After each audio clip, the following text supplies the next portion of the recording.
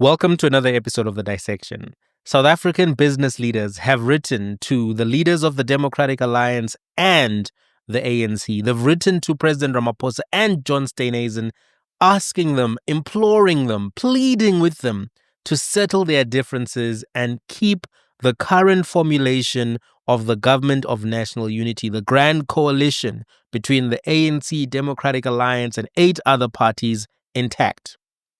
The letter was sent to the South African President Cyril Ramaphosa, who is also the leader of the African National Congress, and to John Steenhuisen by leaders who are part of a delegation that works with the government to drive economic growth. These leaders are part of Business Unity South Africa. They are part of Operation Vulindlela. I've told you before that big business and over 100 CEOs contributed to Operation Vulindlela, which is part of the work that is being done through the President's Project Management Office with Treasury.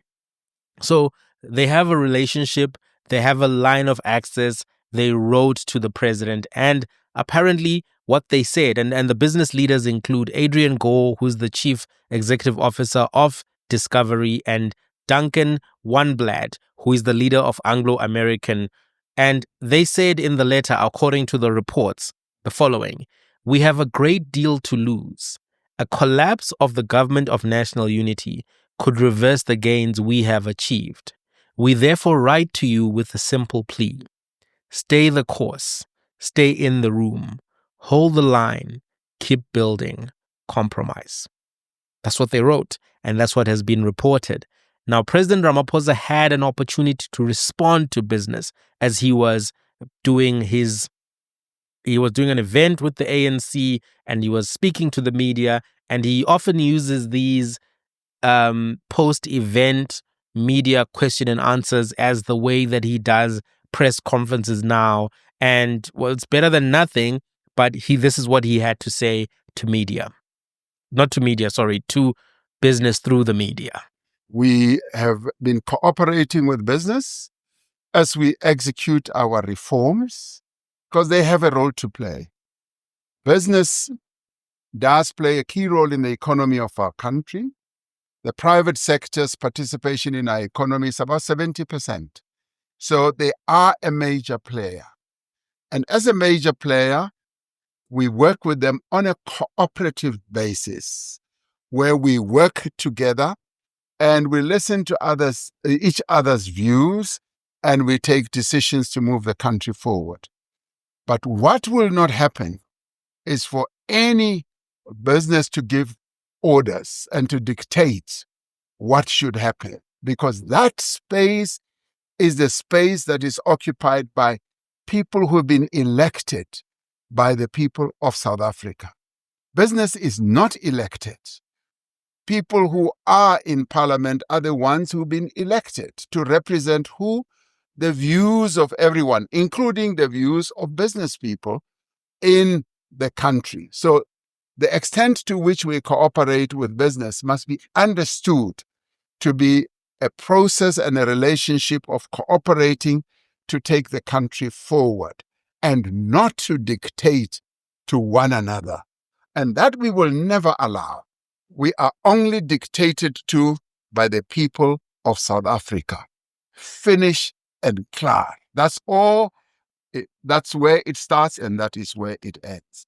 Well, before I go on and reflect on President Ramaphosa's remarks, I want to remind you that the Book Lab is live. The Book Lab is the members only part of the channel where we go through book dissections, and we're creating a book club where we look at contemporary books, we look at books on current affairs, we look at old books on current affairs as well, and try to make sense of South Africa, Africa, and the world. So one of the books that has now been dissected is the Stellenbosch Mafia. One of the books that's actually coming up that will be dissected as well is this book here, Super Afrikaners, Inside the Afrikaner Broeder Bond, because there's a conversation around how the Afrikaner community got successful economically. Various actors were involved. What is necessary for the Black community to be able to deal with the problems of poverty, massive poverty in the black population.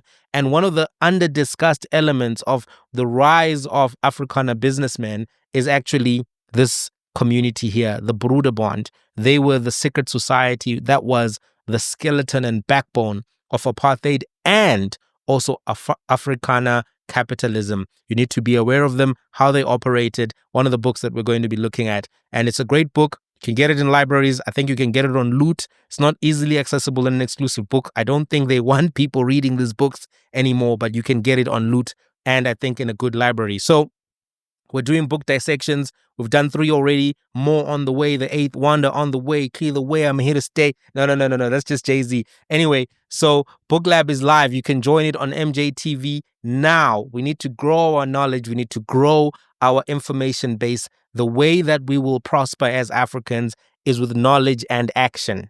Knowledge and action. Ilifa lezithutha lidliwa ngabahlakaniphileyo. The wealth of the foolish is chowed by the wealthy. My people perish for lack of knowledge. That's in the Bible. The man is saying, the God is saying, the book is saying, if you don't have knowledge, you will perish. If you don't have knowledge, you will perish. So as we look at the conditions in Africa, the poverty, the unemployment, the inequality, the underdevelopment, we need to be asking ourselves, what knowledge are we equipping ourselves with to hold politicians accountable, to act in the marketplace, to act in society, to reverse the problems and perils that we are seeing? That's what the Book Lab is attempting to do. It's a small project, but you never despise the day of humble beginnings. We're going to get to another level and we're going to be looking back at these early days saying that is when something major started happening. So back to the show, back to the discussion. The comments President Ramaphosa made to business, this publicly, because he didn't say this in the side, he didn't send them back a letter saying noted or acknowledged or whatever. He said, I'm gonna tell these people off in front of the whole of South Africa and the whole world. The comments that he made to business this publicly indicate that he's not interested in what they are suggesting. Stay the course, stay in the room, hold the line, keep building compromise. He's not interested. And those comments, business will not give orders. Business will not dictate. Business is not elected. Those are stern comments. Those are harsh comments. And they're about as stern as I've ever seen him being. I think the sternest I've ever seen Ramaphosa being in public was when he said, shut up, you Steyners, and then you Steyners, and you must shut up. That was like the strongest I've seen him speak. It was in Parliament. I don't know if you remember that. But generally, he's more diplomatic. But it seems here that he's seething and he is not happy about being told by business who he should make political alliances with and what he should do.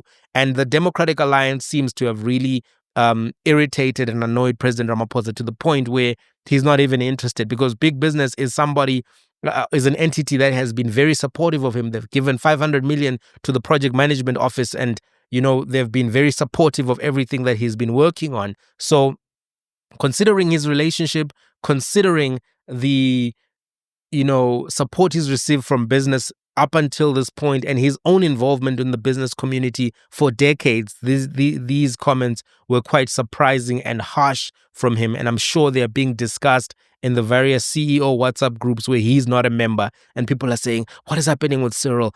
Isn't Cyril one of us? Didn't we, donate to his campaign to get him elected? Why is he selling us out? I don't know what they're talking about. I'm not in a CEO WhatsApp group, but I imagine those CEO WhatsApp groups are lit today, right? In respect to the argument that he makes, though, that elected officials represent business and therefore business must just shut up and not dictate to him. That's not always the case. And I think I have to be fair to business in that respect. They have to sometimes argue for themselves. In Parliament, there are parties that are anti-business, parties that are socialist and Marxist in their political worldview. Even in the ANC, the Tripartite Alliance partners, the COSATU, they take the side of workers, not necessarily big business. South African Communist Party, they are definitely not pro-big business. They want socialism. They want Cuba. They don't want anything to do with big business. So in the GNU, in reality, there are limited parties that are pro-big business, pro-business, and or representing their interests. It's not true that just because they're elected officials in parliament, those elected officials are representing you. Representing you is not just about the fact that they are elected representatives, that's the title. It's about actually doing things that are advocating for your interests, defending your interests. So I don't think the argument in and of itself is true, but it's clear there's a political message he's sending to business as well. And that message is go away. And that's basically what he's saying to them. Mr. Ramaphosa's comments indicate that the sentiment in the ANC is that they're not going to keep in the DA in the coalition for much longer. The concern of business is clear. They're concerned about who replaces the Democratic Alliance. I think they're concerned about, EFF and MK getting into the coalition. But even if ANC goes to different partners, they're not going to go necessarily to MK and EFF. They're going to go most likely with the people who are voting with them, parties like Action SA and Build One South Africa. Mr. Ramaphosa also weighed in on the issue of value-added tax and the debate around whether value-added tax is going to go up. Over the last few days, banks and other companies have been sending messages to their clients, sending emails about VAT going up. The social media platforms have been full of attacks on the parties that voted for the budget framework, and those parties have been responding to those attacks saying, listen, VAT is not going up. We made various recommendations to the ANC. The Minister of Finance has 30 days to come back and implement the recommendations. You guys are panicking. Just don't worry. We didn't sell out or anything to that effect. That's what they're saying. So the president spoke about the VAT question and whether it's going to go up in this 30-day issue. This is what he had to say. The resolution that was taken by the Finance Committee was that there will be a 30-day period during which Treasury will examine whether there are other options other than through a VAT increase where we can fill the gap of about 13.5 billion rand. So that has been left for discussion and examination. And in the end, we will look at all ways and means of seeing whether that is possible or not. From current examination, Treasury has said, having looked at various areas where they can look, that it doesn't seem to be so. However, the proposal from the various parties is being taken very seriously. And that process will be engaged in for the next 30 days. And it is only thereafter that a report will be available and will be presented that we will be able to take the matter forward. The president's comments about value-added tax to me are indicative of two things. Firstly, the value-added tax increase is likely locked in. The Minister of Finance has been committed to an increase, and the ANC has supported him. You remember, he came in looking for 2%. The DA shut that down. Now he's at 0.5% this year and another 0.5 percentage point increase next year. He's committed. And I don't think that the ANC wants to back down at this particular point. They can't back down to zero. Whether it's Action SA or DA, they can't back down to zero. And I think the reason they can't back down to zero is because of three different things that force them into this position. The issue of municipal debt. There have been economists who've been talking about how municipal debt is underreported, and they've said that, this fundraising is necessary, revenue raising is necessary to be able to plug the holes that exist before things just go all the way, into a situation of no return. The second thing is that the ANC is aware that it cannot stop comrades from chowing the money, particularly in local government. So they're in a corner. They can't save any of the revenues that everyone is saying, why don't you stop this? Why don't you stop this? Why don't you stop municipal corruption? Nelson Mandela Bay, this, that, and the other.